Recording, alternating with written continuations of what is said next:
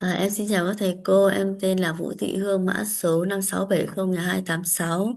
Em xin phép được nộp bài tập số 3 là nói về tam giác hiện thực của âm phụ âm 4 nhóm và hai âm ờ, được cho.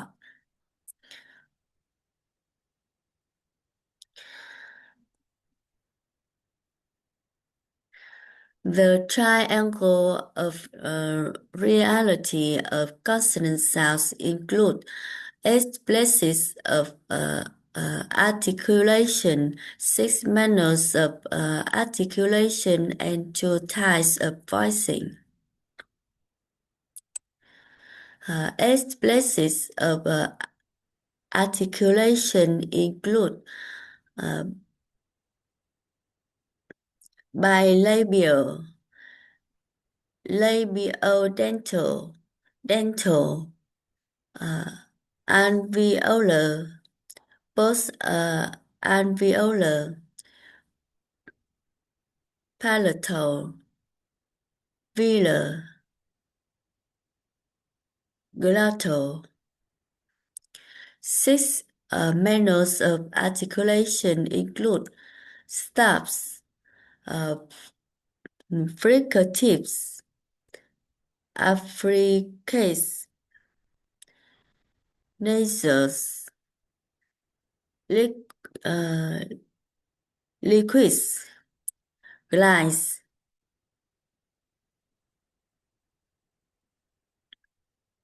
Two types of voicing include unvoiced sounds and voiced sounds. There are four groups in consonant sounds. There are uh, uh, there are four groups in consonant sounds. Group one, there are six sounds. S, z, sh, z, ch, ch.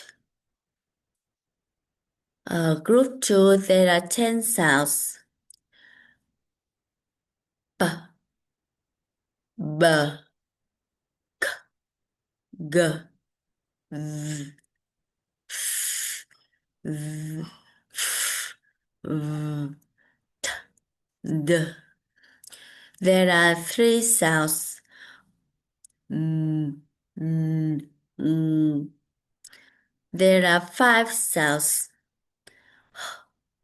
L, r, z, i, u, u,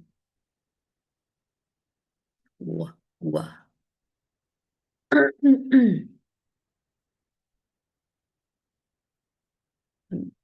Biết ơn thầy cô đã lắng nghe ạ.